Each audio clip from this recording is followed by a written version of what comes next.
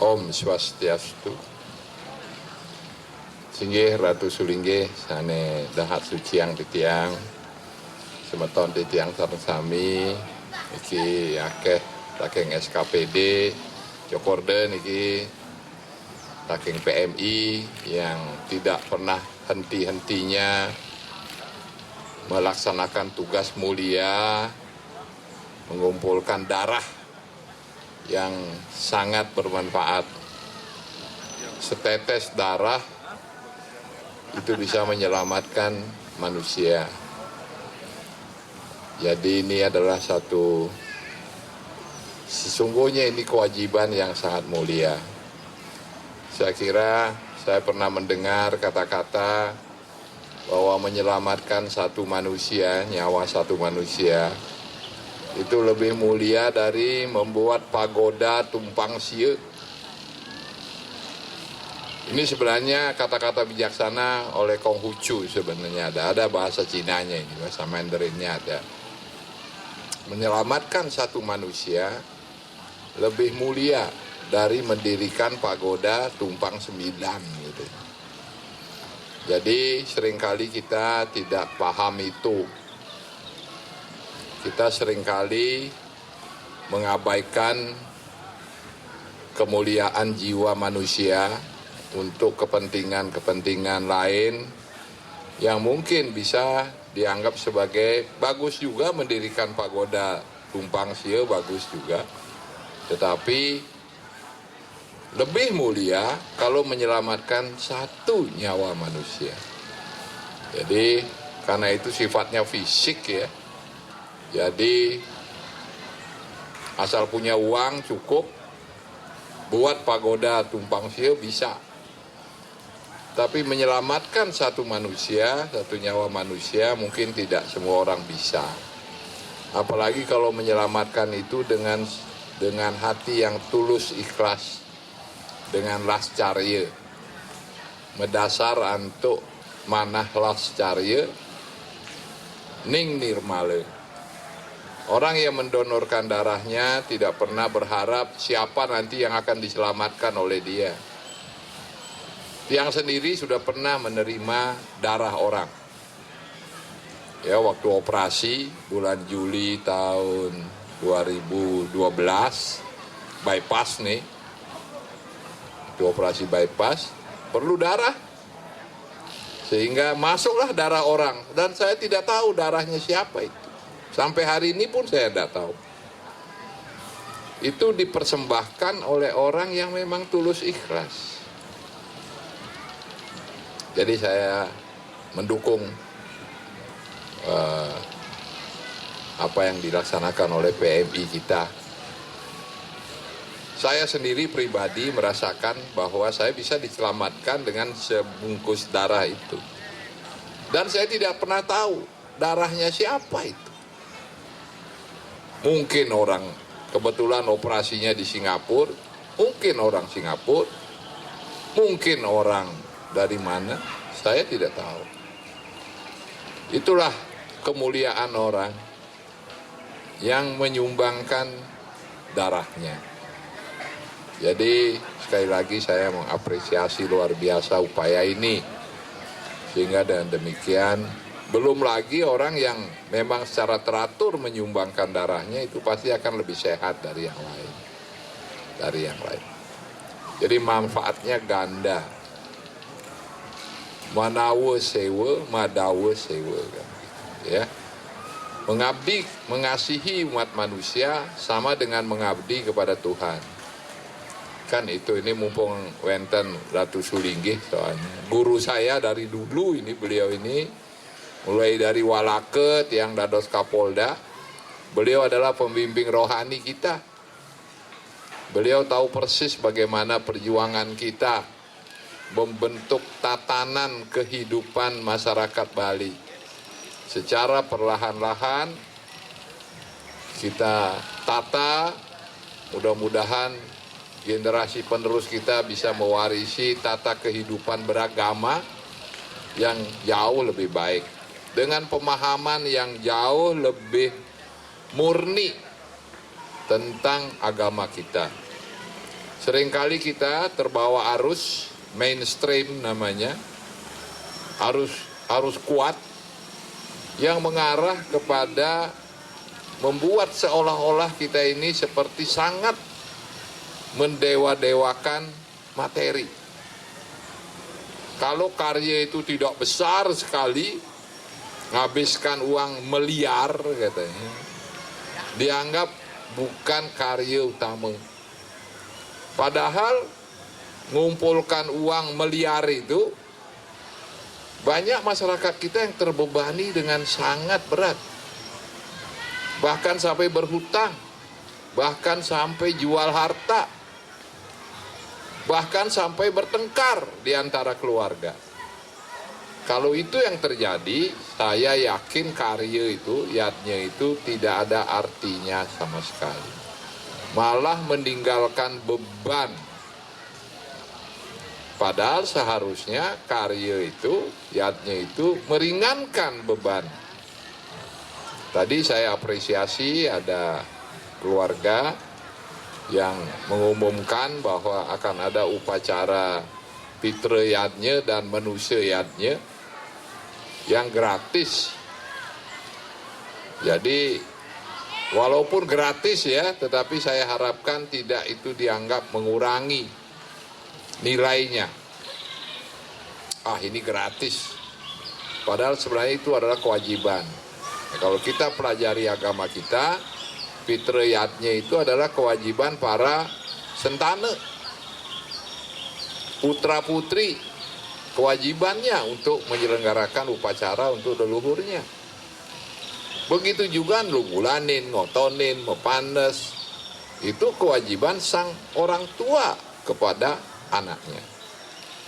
Jadi walaupun itu istilahnya gratis, saya apresiasi luar biasa wenten sulingge sana yang ngemargiang niki. Nanging krama niki mangde tatas uning akan makna dari upacara itu. Seringkali kita melakukan upacara, kita tidak tahu maksudnya apa dan kita tidak pernah bertanya. Itu persoalannya. Sehingga maknanya jadinya kemana-mana. Tadi saya katakan kalau tidak mengeluarkan uang miliar katanya, dianggap upacaranya tidak, bahasa Betawi tidak afdol. Menurut saya itu tidak tepat. Apalagi kalau sampai penyelenggara upacara ngalih batin. Nah, itu lebih kacau lagi, masuk aliran kebatinan namanya. Ngalih bati deh kayaknya. Jadi jangan sampai begitu. Ya, kemarin hari Jumat saya hadir di desa Pekeraman Alas Angker, Ring Beleleng. Itu ngaben masal, ngaben bersama. Lebih dari 200 sawe di aben, diupacarakan. Biayanya ringan sekali. Ringan sekali. Mungkin hanya 200.000 per sawe. 200.000 rupiah. Tapi saya juga pikir kalau misalnya keluarga itu memang miskin, ada 5 sawe kali 200.000 kan 1 juta jadinya. Padahal dia tidak pernah pegang uang lembaran 100.000 itu. Saking melarat hidupnya. Karena dia kerja sehari paling kerjanya berapa? Dapat upah. Mungkin 30.000, 40.000, ngadep canang. Habis tiap hari dimakan untuk kehidupan sehari-hari. Sehingga kalau tanya punya nggak uang 100.000 sekarang ini? Belum tentu dia punya. Apakah kalau begitu dia tidak bisa ikut upacara? Dia merasa punya kewajiban untuk mengupacarakan leluhurnya, atau bapaknya, atau ibunya. Saya juga kemarin hari Sabtu ke SMA Bali Mandara. Itu wenten inaugurasi. Jadi pelantikan siswa-siswa baru. Lebih dari 200 orang miskin yang dilantik waktu itu. dari seluruh Bali, lebih untuk SMA dan SMK. Ternyata ada satu anak yang ditestimoni kemarin. Dia berbicara, menceritakan riwayatnya. Ternyata anak ini orang tuanya, bapaknya sudah meninggal 4 atau 5 tahun yang lalu. Ibunya harus menghidupi dia dan adiknya, 3 orang. Kerjanya tiap hari jual canang. Sehingga sudah lama tidak bisa mau ngaben atau apa, tidak bisa. Jadi pas kemarin waktu dia dikukuhkan sebagai siswa Bali Mandara itu hari bapaknya ngaben. Ngabennya ngaben massal, yang saya datang hari Jumat. Jadi anak itu sambil menangis menceritakan bahwa dia memang tidak bisa pulang. Karena dia disiplin, dia mengikuti aturan itu. Dan mereka selama 40 hari di karantina di sana, dilatih. Jadi sehingga mereka begitu tampil kemarin dalam pelantikan itu sudah berubah. Sudah lain dengan disiplin yang bagus, dengan tampilan, dengan seragam bagus. Saya tidak pernah menyangka. Waktu saya datang hari Jumat sore ke Alas Angker itu, ngaben massal, ternyata salah satu sawe itu adalah bapak dari anak yang dilantik kemarin. Saya menangis itu. Saya kira semua yang hadir 90% menangis mendengarkan anak itu. Ada lagi satu lagi yang testimoni dari Rendang, Karangasem. Sejak umur 6 tahun, bapak dan ibunya meninggalkan dia, nyari gawe lah, ngalih gawe kemana-mana, sehingga dia numpang di pamannya. Sekolah. Beberapa waktu yang lalu pulang mereka berdua, bapak dan ibunya. Tetapi rumah yang ditinggali itu ternyata mau dijual tanahnya. Jadi dia harus pindah lagi kemana. Dan bapaknya mungkin stres. Coba bunuh diri, gantung diri, putus talinya, sehingga nggak jadi mati. Lama-lama mungkin tekanan lagi terus, belakangan gantung diri lagi, dan meninggal. Tinggallah dia dan ibunya dan anaknya terlunta-lunta, numpang dari satu tempat ke tempat lain. Dan dia kemarin masuk ke SMA Bali Mandara. Dia menceritakan seperti itu. Betapa, ya, saya sengaja menceritakan ini, karena di SMA dan SMK Bali Mandara itu anak-anak kita yang betul-betul miskin. Orang bilang miskin dan pintar. Bagaimana orang miskin bisa pintar? Sedikit sekali orang miskin yang bisa pintar. Karena fasilitas belajarnya tidak ada. Buku nggak punya, tiap hari makan cuman paling sekali, gizinya buruk, dan sibuk nyari makan untuk keluarganya. Ngarit tiap hari misalnya SMP ini, buku aja nggak punya. Saya pernah pergi ke salah satu anak yang sudah ikut tes, sudah ikut sampai dipanggil ke SMA Bali Mandara, kemudian pulang karena saat terakhir sebelum diterima itu ada yang namanya acara bootcamp. Bootcamp itu mereka datang 2 kali dari jumlah yang akan diterima, kemudian dites, psikotes, kepemimpinan, kebersamaan, dan sebagainya. Setengah akan kita terima, setengahnya pulang. Dan dia termasuk yang pulang. Dari Pangkung Paruk, di Seririt naik ke atas. Tinggal juga rumahnya ternyata rumah tanah negara dibuat, nekat dia. Dan dia tinggal sama bapak tirinya. Di situ. Saya tanya kepada dia, mana bukumu? Karena dia, kebetulan saya ke sana, jadi saya cari. Karena masuk koran itu, di Tribun kalau tidak salah. Saya cari tempatnya. Saya tanya, kamu yang benar mau masuk SMA Bali Mandara? Betul Pak, katanya. Kenapa? Saya pengen jadi orang bagus, orang hebat. Mana buku kamu? SMP. Dia keluarkanlah bukunya dalam kardus Supermi yang sudah rusak. Buku-bukunya itu lusuh sekali. Dan tulisannya dah keruan-keruan. Itulah anak itu. Saya bilang kamu harus masuk, dan dia masuk. Kemarin ada orang masuk. Jadi disusulkan, saya tanya kepala sekolahnya masih bisa nggak nambah 1 orang. Dan ternyata masih mungkin. Saya bilang masukkan satu.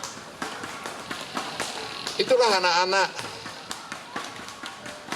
yang kita angkat, seluruhnya orang miskin. Sangat miskin.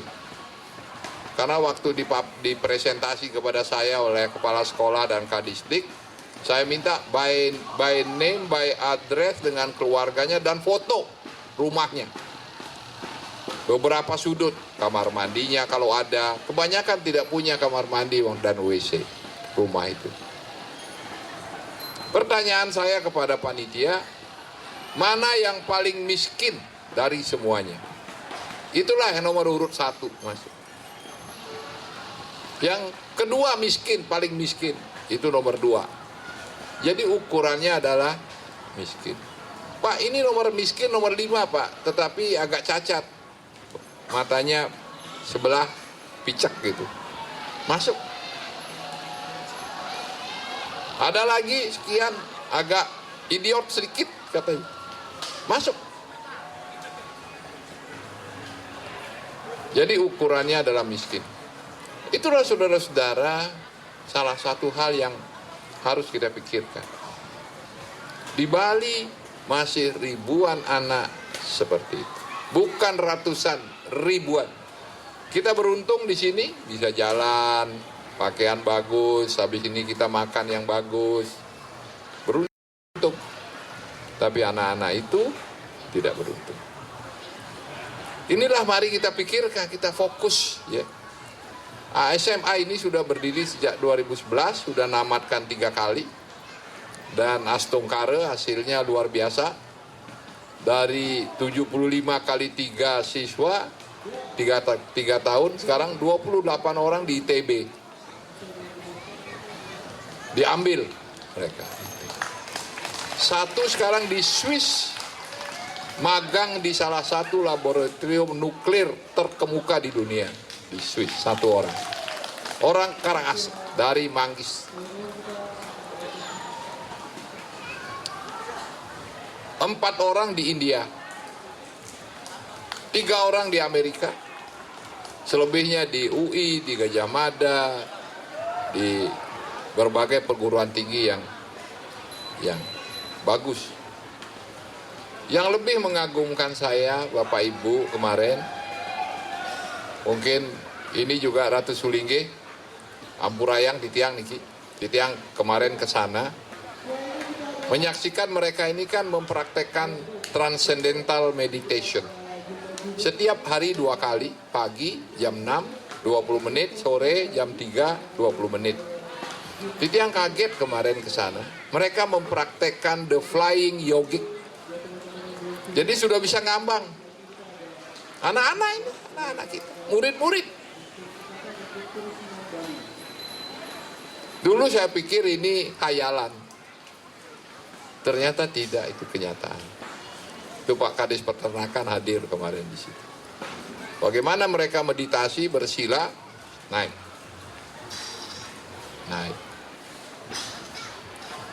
Jadi saya pikir ini, ternyata anak-anak ini punya bakat yang luar biasa.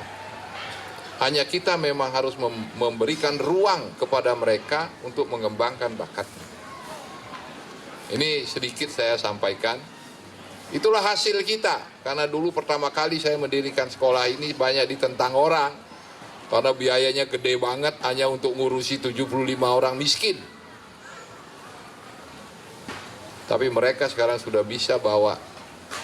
Saya kira ini anak-anak ini akan menjadi pemimpin-pemimpin bangsa kita di kemudian hari. Itulah harapan kita. Saya lagi berpikir bagaimana anak-anak kita yang lain yang tidak dapat kesempatan ini. Karena tempat terbatas di sana.